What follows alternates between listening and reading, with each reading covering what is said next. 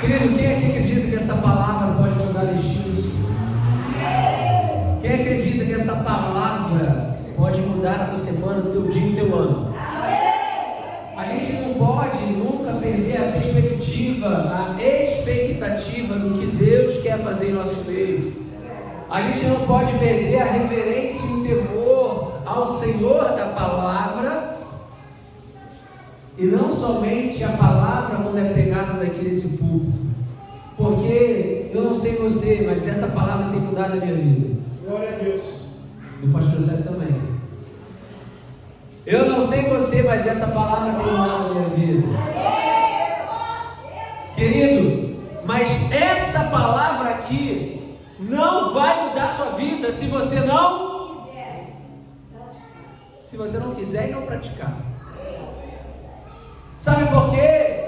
A gente prega, a gente estuda, a gente medita, mas se não aplica, nada vai fluir. Os propósitos que Deus tinha a teu respeito, sabe? A única coisa no mundo inteiro que pode impedir, entre aspas, a palavra impedir, os planos de Deus sobre a tua vida, a sua incredulidade, a sua desobediência. Sabe por quê? Querido, Deus tem planos a seu respeito. A palavra diz isso em Salmo 119, que Ele tem um livro a respeito da nossa vida.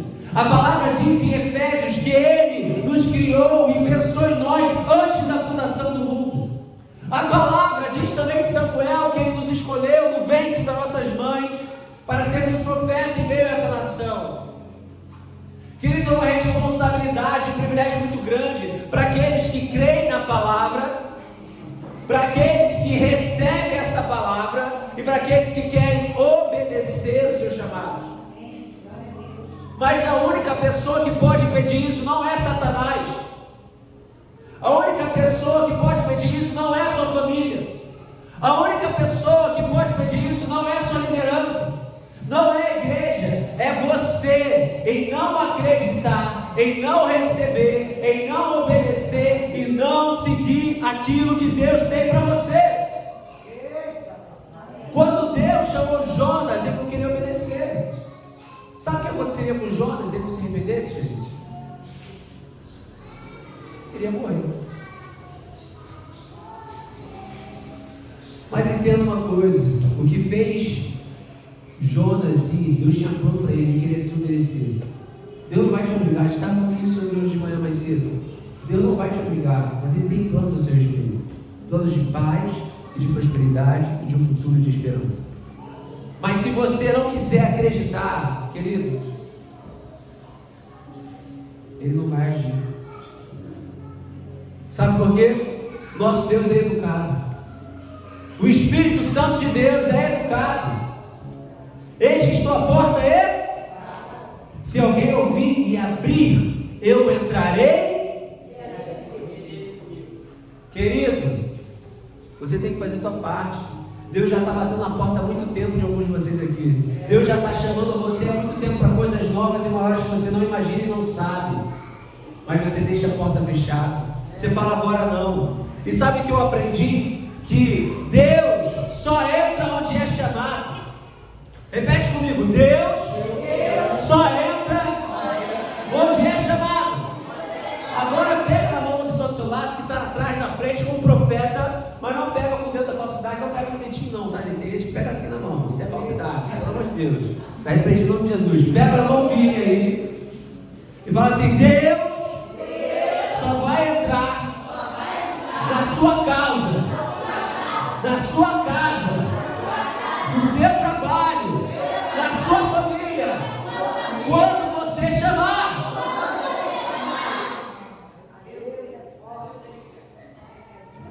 Aí sabe o que eu aprendi? Que Deus só entra onde é convidado. Mas aí que tá. O diabo entra onde tem brecha.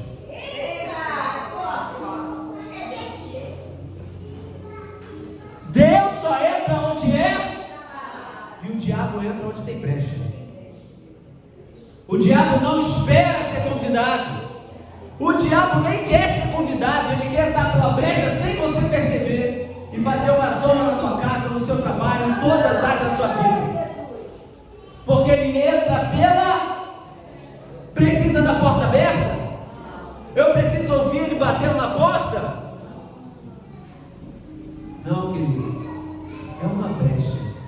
Eu não sei se vocês sabem, a gente vivia numa casa, foi uma casa lá na Marinha durante muito tempo, e tinha uma casa lá da cozinha que tinha uma brecha de Satanás, que não vai lembrar. Quem aqui já foi na nossa antiga casa sabe que a porta da cozinha tinha uma brecha, gente, uma brecha maldita. Todos os ratos entravam por ali. Quando tinha rato, a gente tinha rato lá em casa todo ano aparecia. Tinha que matar uns 10 por ano. Era para aquela brecha. E o infeliz entrava. E sabe, a gente viveu lá, sei lá, 20 anos, a gente nunca fechou aquela brecha. O que quer dizer? Às vezes você está há 20 anos na igreja, mas continua dando brecha.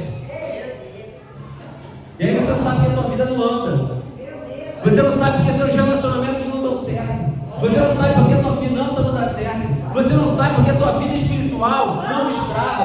Você não sabe porque o teu ministério, você não sabe porque o seu casamento, você não sabe porque uma série de coisas não está andando por causa dessa maldita brecha. Porque Deus entra onde é convidado, mas o diabo entra onde tem brecha. E a palavra de Deus diz que ele anda ao nosso derredor, procurando uma brecha para que possa te tragar.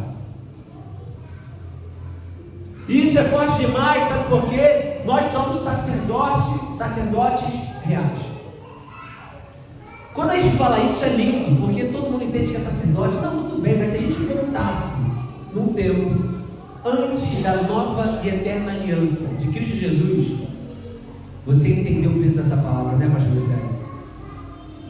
Às vezes a gente não entende o peso que a palavra de Deus nos concede, o privilégio e a honra, quando ele fala: ei, vocês são meu povo, a raça eleita, sacerdócio real. Naquele tempo, meus queridos, só uma tribo, a tribo de Levi, eram permitidos serem sacerdotes. Só eles tinham o direito ali de clamar e representar Deus na face da terra. O sacerdote, o sumo sacerdote, que para contextualizar o tempo atual seria como se fosse um papa, só ele podia ouvir e determinar o que Deus falou para todo o povo. Olha só que doideira. Aí a gente vê os profetas também, a mesma coisa. Então eram pessoas, não todo o povoado. Todo mundo dependia do quê? Do profeta. Dependia de quem? Do sumo sacerdote. Dependia de quem? Do sacerdote. Aí eu quero te fazer a pergunta. A palavra diz que você é o que na nova aliança?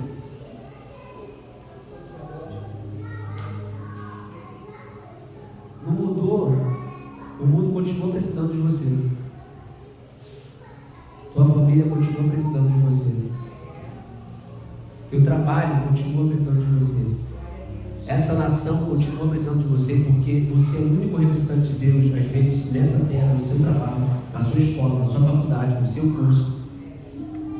Você é o único representante de Deus que pode convidar Deus para entrar nessa causa, para ser convidado de orar e falar: Deus, faz a sua vontade aqui na terra como no céu. Você está entendendo o peso dessa palavra, querido? Então vamos continuar aqui. Hebreus capítulo 11. Quem puder, abre comigo.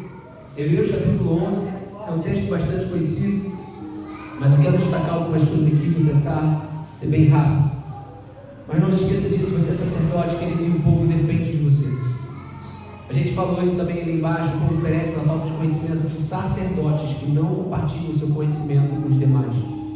As pessoas lá fora, elas não têm acesso a Deus, querido, só você e eu. Porque você aceitou Jesus, o único caminho, a verdade, a vida, e ninguém veio ao Pai senão por Ele. Ou seja, eles não podem chegar a Deus sem você, sem um sacerdote. Eles não podem chegar a Deus sem um. Eles não podem chegar a Deus sem um. E quem é o sacerdote? Fala: eu. Isso aí, gostei do cara. Hebreus capítulo 11 diz assim: a fé é a certeza de que vamos receber as coisas que esperamos, e a prova de que existem coisas que não podemos ver. Foi pela fé que as pessoas do passado conseguiram a aprovação E pela fé entendemos que o universo foi criado pela palavra de Deus, e que aquilo que pode ser visto foi feito daquilo que não se vê. Vou parar aqui. Primeiro passo, a gente tem que entender que a fé, em uma versão mais tradicional, é a certeza das coisas que não é a certeza das coisas que esperamos e a prova das coisas que a gente não vê. É a certeza das coisas que esperamos. Primeiro, fé não é aquilo que eu vejo, é aquilo que eu creio e espero. Então, fé é esperar. Fala comigo, fé é esperar. É o firme fundamento daquilo que eu espero. Depois a fé, eu aprendo aqui no terceiro versículo, pela fé entendemos que o universo foi criado pela palavra, é que eu espero algo que eu não vejo, com a certeza de que eu vou receber aquilo. E segundo, eu falo, eu profetizo sobre isso. Porque a palavra, foi pela palavra de Deus que aquilo pode ser visto, foi feito daquilo que não se vê. Segundo ponto, a fé vem do firme fundamento daquilo que eu espero. A certeza daquilo que eu espero que aconteça, mas eu não vejo. Querido, às vezes a gente está esperando ver, mas quando na verdade a Bíblia fala, o justo viverá pela fé. A gente não se guia pela vista, mas pela fé. Mas você está esperando ver para crer. Quando na verdade a matemática de Deus é se creres. Se creres, verás a glória de Deus. Até quando você vai se deixar abater pela sua vista? Até quando você vai se deixar abater pelos seus sentimentos? Até quando você vai se deixar abater pelas notícias ruins? Até quando você vai se deixar abater pelas acusações? Até quando você vai se deixar abater pelas dificuldades da sua vida? Até quando você vai se deixar abater pelas enfermidades, pelas calamidades ou qualquer coisa que aconteça nesse mundo? Quando é que você vai se deixar levar pela palavra e pelo Espírito de Deus e de falar: Senhor, eu posso não estar vendo nada, eu posso não estar sentindo nada, mas eu vou viver pela fé, porque o meu justo viverá pela fé. O meu justo viverá pela fé. Então, querido, é para você esperar, crer e profetizar, falar, porque tudo que foi criado pela palavra de Deus. Então a gente tem que pregar a palavra, a gente tem que profetizar a palavra e tem que internalizar isso aqui. Agora vamos passar para o próximo versículo. A gente vai ver uma série de versículos que vai falar o que é o terceiro ponto da fé. A fé é a certeza das coisas que nós esperamos, mas não vemos. Segundo ponto, que falamos. E terceiro, foi pela fé que Abel ofereceu. Fala comigo, ofereceu. Olha só o quinto, se a gente passar para o quinto. Foi pela fé que Enoque escapou. Aí depois ouviu o 7, foi pela fé que Noé ouviu os avisos. Aí foi pela fé que Abraão, e a gente vai ver que vários pela fé tiveram o quê? Ação. Porque o versículo 6 diz assim: sem fé, sem fé, sem fé. Então você está me dizendo que só é possível agradar a Deus com a minha? Então, você está me dizendo, igreja, que só é possível agradar a Deus diante da circunstância que eu estou enfrentando com a minha? Então, você está me dizendo que se eu estou com uma dificuldade espiritual, se eu estou com uma dificuldade emocional, financeira, relacionamento, qualquer outra área, eu só vou agradar a Deus se eu agir pela fé. Porque sem fé é impossível agradar a Deus.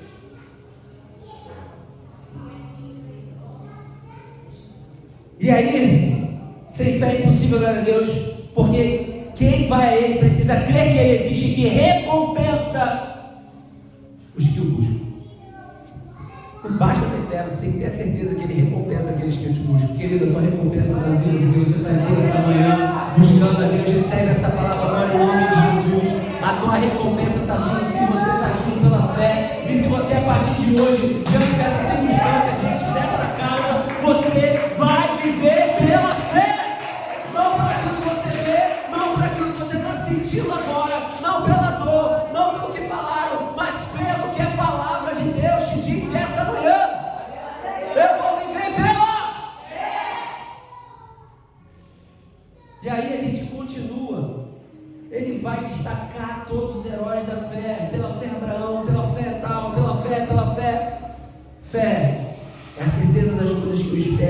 mesmo que eu não veja.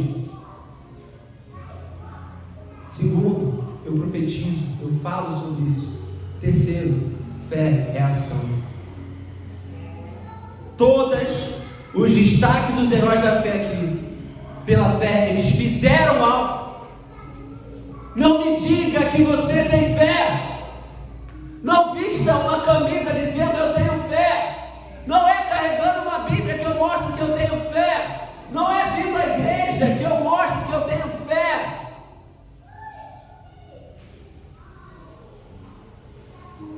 É quando eu tomo uma atitude de acordo com aquilo que eu acredito. Aleluia! É quando eu tomo uma atitude de confiar na palavra além dos meus estilos. Aí sim eu estou vivendo pela fé. Você pode estar na igreja, você pode ser crente há 100 anos e não está vivendo pela fé. Você está vivendo pela tua vista, pelo que te disseram que você tem que viver, pela religiosidade, pelo que colocaram na sua cabeça e falaram: isso aqui é fé. E você falou: eu não tenho fé. E você tem uma fé morta. Porque a fé sem prática é morta.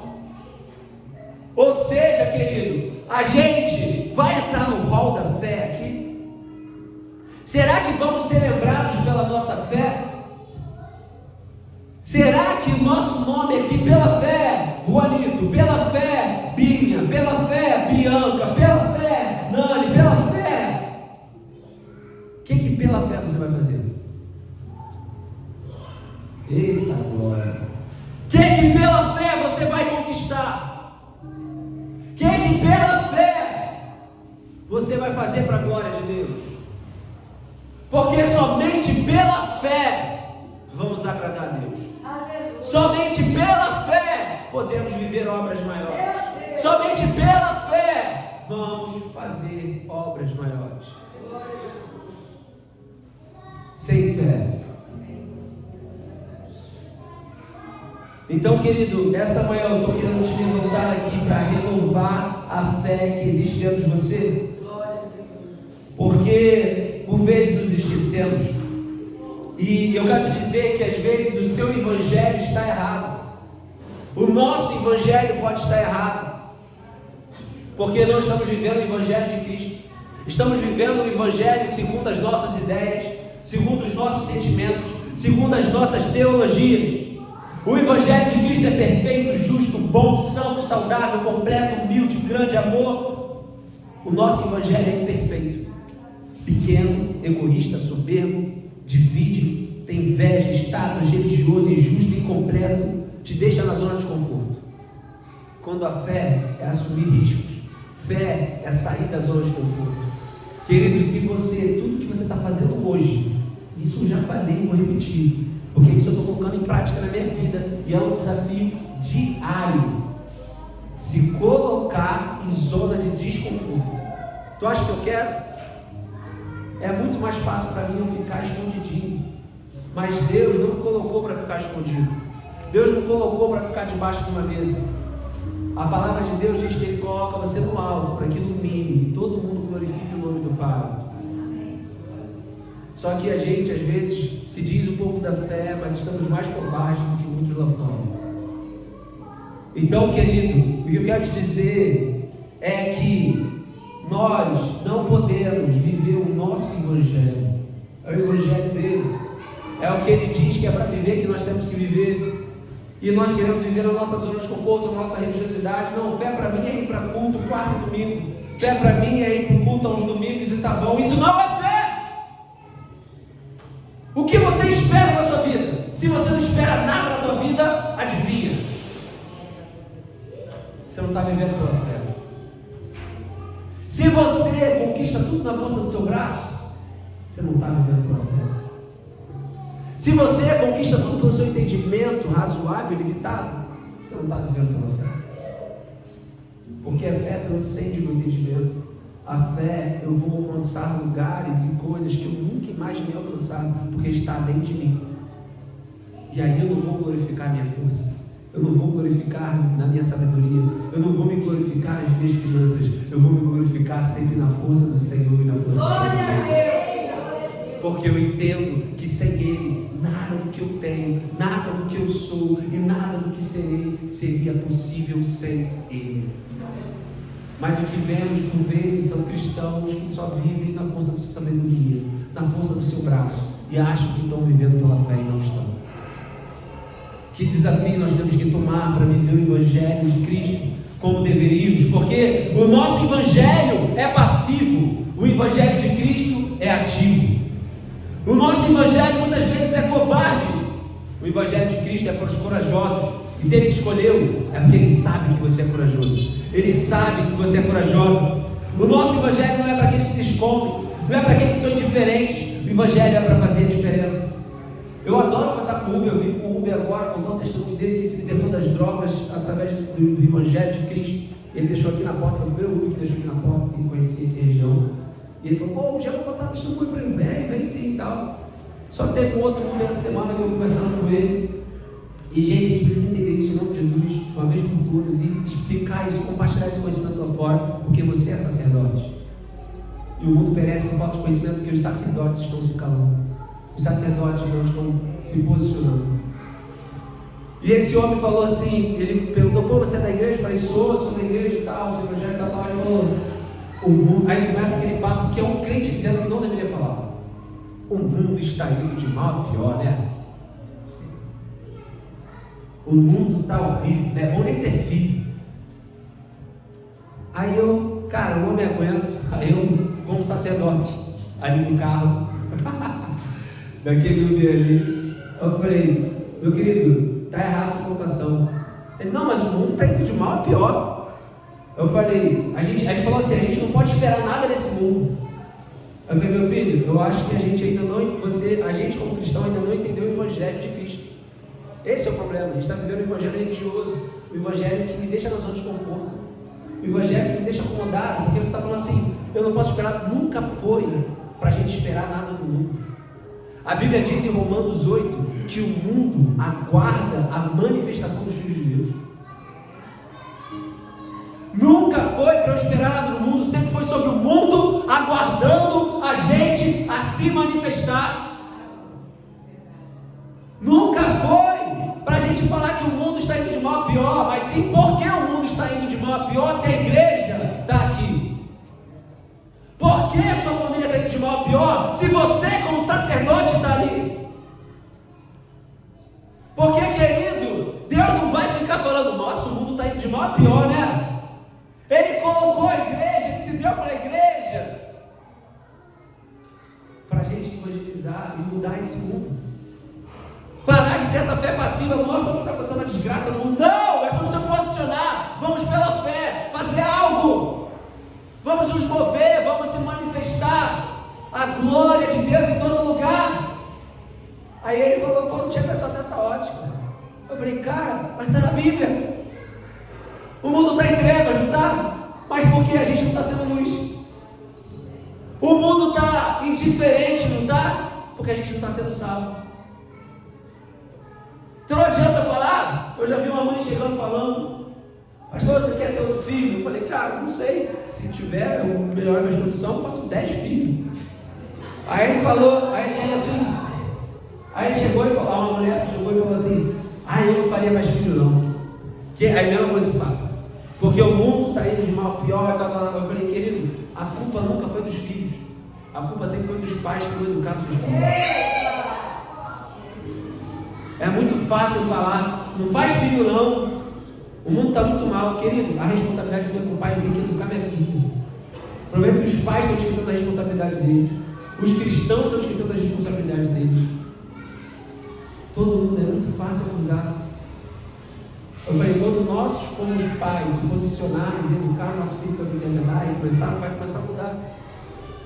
Mas a gente não está compartilhando, gente. A gente está se excluindo do mundo, quando na verdade é para ser luz do mundo. E querido, continuando dessa mesma, eu às vezes fico inculcado, porque Deus não te planejou antes da fundação do mundo para você viver uma vida pequena. Não te mandou antes da fundação do mundo para sobreviver nessa terra, ou só para a gente viver pagando contas, mas para viver pagando contas.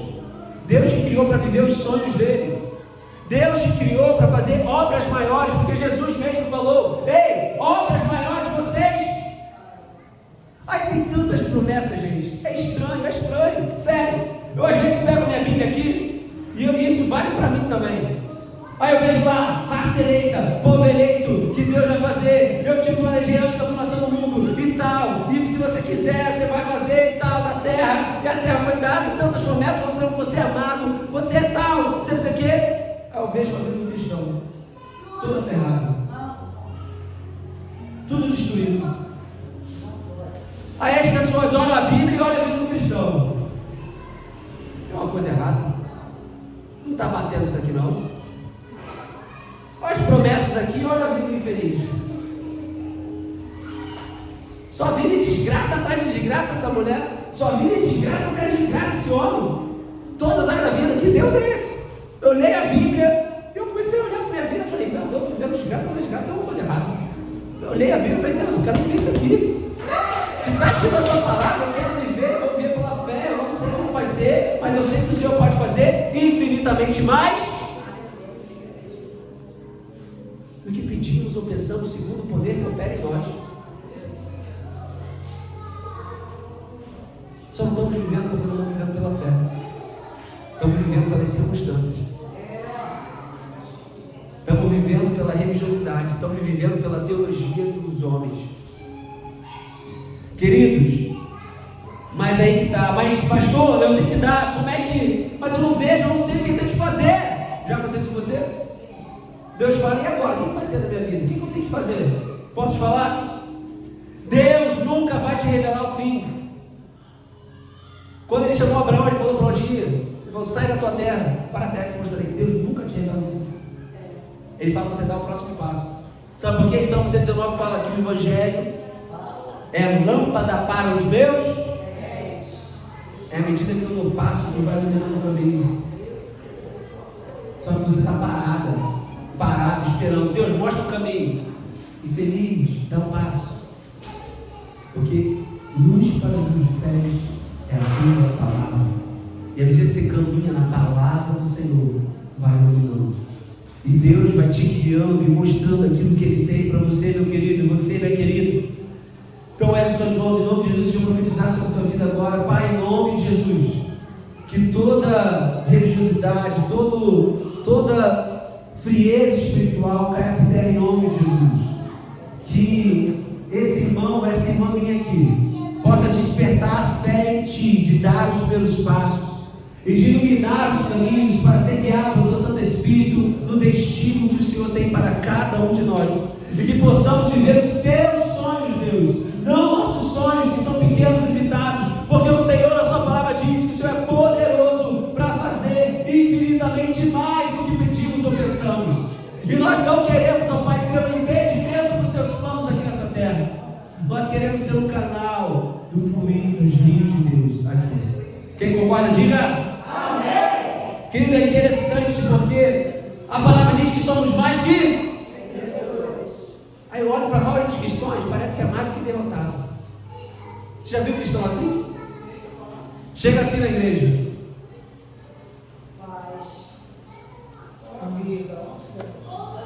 Como é que está a sua vida, irmão? Ai, batalha. É uma batalha atrás da outra. Nada se resolve, o inimigo está furioso. Ou então fala assim, é Deus está... Deus não me pergunta porque o inimigo está furioso. O inimigo está furioso na vida de todo mundo. A pergunta que Deus vai fazer é porque você está se levantando como sacerdote na tua casa. Aí está lá, ora por mim. Quando é que você vai orar pelas suas próprias pernas? Quando é que você vai buscar como sacerdote da sua casa, do seu lar? Aí vai lá, mais que vencedor, está com a cara de mais que derrotado. Agora eu posso explicar a diferença de... Você sabe a diferença de vencedor para mais que vencedor? Sabe? Silêncio da morte. A diferença de vencedor para mais que vencedor? Gente, responde, por favor.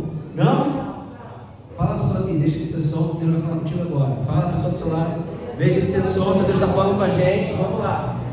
A diferença de vencedor para mais que vencedor é essa. O lutador do UFC, vou exemplificar aqui, o lutador do UFC, se ele ganhar essa luta, ele vai ganhar 15 milhões de dólares, amém? Pegou? Quanto ele vai ganhar se ele ganhar essa luta? 15 milhões de dólares. Esse lutador vai lá pro UFC, vai lutar, cara, ele tá apanhando pra caramba no primeiro round. Bate lá, bate cá. Dependendo, todo mundo vai achar que vai perder. Em segundo round apanha mais ainda. Terceiro round apanha mais ainda. Aí no quarto round ele chega lá, consegue dar um nocaute no maluco. Pá! E ganha.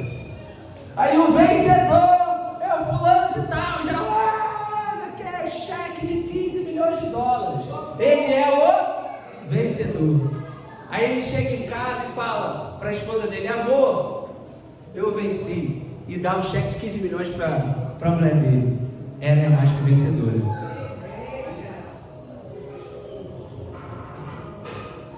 Essa é a diferença do vencedor e do mais que vencedor.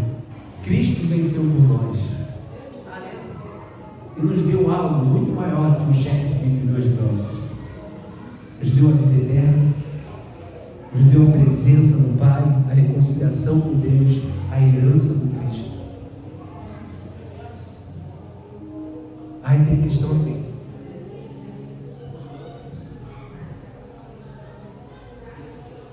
Deus está falando contigo, igreja? Que se a gente acreditar realmente nessas palavras aqui, nossa vida não tem como ficar mesmo. Se a gente começar a colocar em prática e acreditar como verdade isso aqui, meu querido, não tem como a gente ser o mesmo. Então, muita gente está dizendo que está crendo, mas não está vivendo. A gente fala isso, fala aquilo, mas Deus nos dá força para superar e vencer as aflições. Tem de bom ânimo porque eu venci o mundo. Mas a gente fala assim: no mundo tereis. O crente adora falar isso, como se enfatiza na aflição, não no tem de bom ânimo, não no que ele venceu o mundo, não no que a Bíblia fala. E quem pode vencer o mundo? Apenas aqueles que têm fé em Jesus, crendo que ele é o Filho de Deus. 1 João 5,5. Quando Jesus falou no mundo tereis aflições, não é para você viver sofrendo. Ele falou: tem de bom ânimo, porque você vai vencer, como eu venci. Mas no mundo você vai ter aflições. Só que a gente enfatiza na aflição. Não tem de bom ânimo, não de sorrir com as aflições, não de se desesperar com as aflições, mas falar: cara, ele venceu, eu vou vencer porque eu tenho fé nele. Amém, igreja? Amém. E para a gente ter caminhando para o fim agora, querido, eu fico vendo lá, a palavra diz que ele nos dá bom ânimo, nos dá força, nos dá coragem, nos dá fé, nos dá sabedoria, nos dá paz, nos dá o Espírito Santo de Deus. Para quê? Para se esconder? Para que ele pagou um alto preço? Para que ele dá tantas promessas? Para a gente só vir à igreja só? Será que foi só para isso? Ou será que realmente ele queria, quando ele disse que a gente faria obras maiores, que a gente curaria os enfermos, que a gente expulsaria demônios, que a gente faria isso? Querido, eu acabei de ver um testemunho de um amigo meu, que ele era de uma religião, e ele adorava uma certa religião que abaixava a entidade, e ele era dessa religião pesada, e a entidade que baixou dele falou para ele assim: ele ia casar com uma amiga minha, né? Eles estavam contando o testemunho deles. Falou: não casa com ela. Aí por quê? Porque ela não é dos nossos. E a mulher era da mesma religião que a dele. Cara, isso mexeu comigo, porque o diabo consegue ver aquilo que Deus tem em você e às vezes a gente não consegue ver. O diabo consegue reconhecer que Deus é em nós, mas a gente não. E falando, ele falou que casou com ela, depois ela se converteu e está orando por ele. E essa entidade baixou lá nele, na coisa lá, representante da religião, e falou para ele: ó, você tem que ir lá no cemitério e pegar uma alça de caixão para fazer o trabalho para essa entidade. E ele falou que ele foi no cemitério lá à noite e tal, e na hora que ele ia cavar o caixão, a entidade falou: ei, esse caixão não, esse aí não pode. Aí ele: não, por que esse caixão não pode? Porque, pô, esse é maior que está nele aí do que está em nós. Aí ele falou: pô, aí ele pensou, ele não era cristão, aí ele falou: deve ser magia negra, deve ser uma parada feitiçaria nível altíssimo, né? Ele falou: mas o que é esse cara tem? Aí a entidade falou assim: ele é dos pés para trás. Aí o cara falou: dos pés para trás? Que a entidade nunca fala o nome, né? De Jesus, Deus, assim, para coisa. Aí falou dos pés para trás, depois ele entendeu, os pés para trás, as pessoas que se ajoelham e oram. Querido, Deus te protege mesmo no caixão. Eu não vi um testemunho desse, não, eu já vi vários desses. Que a entidade não consegue pegar o corpo. Aí eu lembrei do Evangelho de Judas, se você ler, vai pegar o corpo de Moisés, vem um arcanjo Miguel e fala: está repreendido em nome do Senhor. Não deixe pegar o corpo de Moisés. Maior que está em nós do que está no mundo. E às vezes parece que você se acha o menor do mundo, quando maior é aquele que te chamou, e maior é aquele que está em nós do que está no mundo. Meu Deus! Por isso que eu falo, igreja, se a gente entender isso aqui, que Ele não nos deu isso tudo para a gente ficar de cabeça baixa. Ele não nos deu isso tudo para a gente ficar com pensamento de derrota, só de tribulação, só de coisa. A palavra diz que a nossa pequena e leve tribulação não se compara com o peso de glória. E quando eu começo a entender isso, eu começo a entender que eu não tenho que esperar o mundo, mas tenho que manifestar a glória de Deus para o mundo, muita coisa vai começar a mudar. Então pare de reclamar das circunstâncias, das pessoas, das coisas. Nunca foi sobre ele, sempre foi sobre Jesus. Sempre foi, porque Deus vai perguntar: não, o que o fulano te fez? Nossa, imagina Deus se fosse vitimista igual você. Sério, fulana, ele fez isso com você? Nossa, não acredito. Querido, Jesus não tinha papo na língua, não.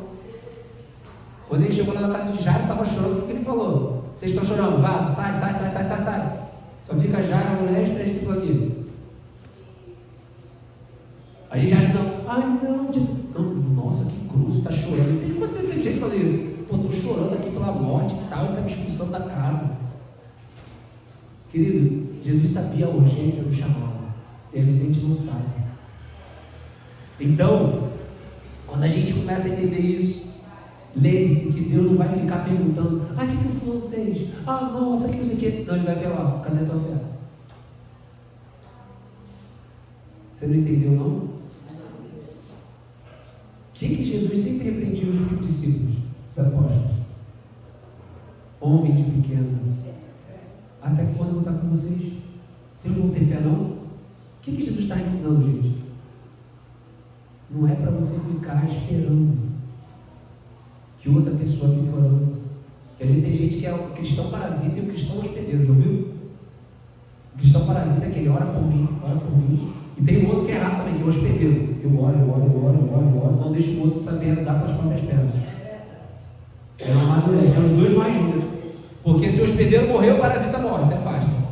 E se o parasita morrer, o hospedeiro morre, porque também não tem parasita para ele se alimentar.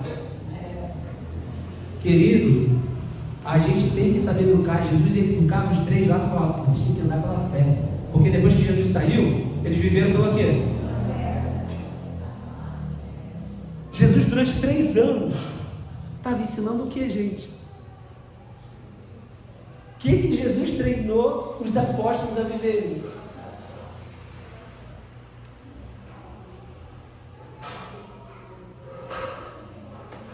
Será que eles estavam vivendo pela fé?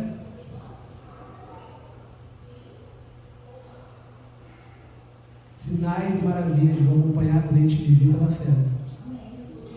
Testemunhos, maravilhas vão acontecer quando a gente viver pela fé. Então, gente, em nome de Jesus, você pode se colocar de pé agora. Se essa palavra falou com você, eu espero que tenha falado. Eu só vou falar mais uma coisa. Em Hebreus 11 também. Se você pegar a tua Bíblia aí, olha o que fala. Versículo 23. Foi pela fé que os pais de Moisés, quando ele nasceu, esconderam durante 8 meses. Depois 24. Foi pela fé que Moisés, quando já era adulto, não quis ser chamado de filho de Faraó. Ele preferiu sofrer com o povo de Deus em vez de se alegrar por pouco tempo com os prazeres do pecado. Porque ele achou que era muito melhor sofrer o desprezo da causa do Messias do que possuir os tesouros do Egito. Porque ele tinha os olhos fixos na recompensa futura. O que é isso? Fé. Aí eu te falo uma ficha que caiu para mim esse final de semana, que eu estou virado 2 noites, estou até meio sonolento aqui. Querido, Moisés foi criado como príncipe do Egito. melhor. Ele tinha carruagem de ouro, ele tinha tudo, ele tinha o palácio do Egito, ele tinha todas as coisas do Egito, ele tinha o conhecimento do Egito. E os hebreus? O pior. Viviam no pior. Eram escravos, levavam chibatadas, eram humilhados. Enquanto Moisés era educado, eles eram humilhados, passavam toda humilhação. Aí, paz com vocês. Que mais o pastor Cristo está querendo dizer com isso? Que eu sempre, essa palavra sempre se renova cada vez mais para mim. Quando eles estão no deserto, Moisés, em algum versículo da Bíblia, falou: eu quero voltar para o Egito. Gente, quem tinha o melhor do Egito? Quem tinha o melhor do Egito? E ele nunca falou. Pô, ele tinha tudo, gente, para falar isso. Comia do melhor lá no Egito, cara. Estou passando esse deserto aqui. Aí agora aqueles escravos que levavam chibatadas, comiam o pior. O que eles mais murmuravam? Antes eu tivesse no Egito.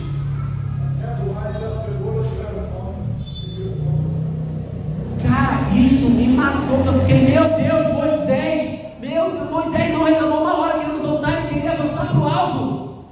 E ele tinha do melhor, uma galera que tinha do pior, queria voltar para o pior. Voltar a ser escravo. E Moisés, que era livre, não queria voltar. Sabe o que eu aprendi com isso, querido? Vou até escrever aqui, para você terminar aqui. Moisés e os hebreus foram ensinados sobre o mesmo Deus e as mesmas promessas. Mas os hebreus clamavam por libertação, mas preferiram a escravidão. Às vezes a gente é assim, clama por emprego, ganha emprego, o que faz? Está murmurando do emprego. Clama por um casamento, consegue casamento, está murmurando do casamento. Clama por uma oportunidade, aí está murmurando. A gente é igualzinho. Clamaram, ficaram 400 anos escravos. Clamaram, aí a Bíblia fala: Deus ouviu o clamor do povo e lembrou da promessa e falou assim: vou libertar vocês. Aí ficaram murmurando que era voltar para o Egito do Egito. Gente, pelo amor de Deus, se vocês entenderem isso aqui, por que eles queriam voltar? Porque eles não conseguiam ver a promessa, eles não conseguiam viver pela fé. Esse foi o problema deles. Eles queriam ver. Sabe por que muita gente, muito cristão morre no deserto? Porque quer ver, para crer. Queridos, eles podiam ter vivido livre, mas eles preferiam confiar no faraó do que confiar na promessa de Deus. Eles preferiam depender do faraó do que depender de Deus. Quem é você nessa manhã? Vai ser aquele que prefere depender de Cristo e seguir com Ele até o fim? Porque ele não adianta sair do Egito. A gente também tem que passar aqui no destino profético que Deus tem para nós. Os sonhos que Deus tem no nosso respeito. Amém? Vamos orar? Eu quero que você ore no seu lugar e que você entenda isso, porque isso falou muito ao meu coração. Não tem como a gente receber tantas promessas, tantas palavras e ficar andando de cabisbaixo, ficar com palavras de derrota, ficar sem andar pela fé. Deus vai perguntar para você: por que você não está vivendo pela fé? Sem fé é impossível agradar a Deus. Crio em nome de Jesus. Fala com teu Pai Celestial hoje, porque isso vai mudar nossas vidas por completo. E se você de alguma forma, essa palavra falou com você, e você fala: pastor, falou comigo, essa palavra mexeu comigo, vem aqui à frente, vamos orar juntos. Porque assim como os apóstolos pediram, aumenta a nossa fé. E Jesus falou: você precisa ter uma grande fé. Você precisa ter uma fé também de um grão de mostarda. Querido, não é tamanho de fé que vai nos salvar, é tamanho de atitude. Fé é a certeza das coisas que se esperam, é a palavra profética que você libera e a ação que você vai tomar. Queridos, mais alguém aqui essa manhã quer se reconciliar com Cristo, quer aceitar Jesus, ou quer viver pela fé, quer realmente parar de olhar pela vista dos sentimentos e começar a se guiar pela fé? Vem para cá em nome de Jesus. Quer aceitar Jesus, se reconciliar com Jesus? Vem para cá agora em nome de Jesus, essa é a sua chance. adolescente. Obras maiores que eu espero. Os sonhos de Deus, eu quero profetizar os sonhos de Deus sobre você e se colocar aqui à frente.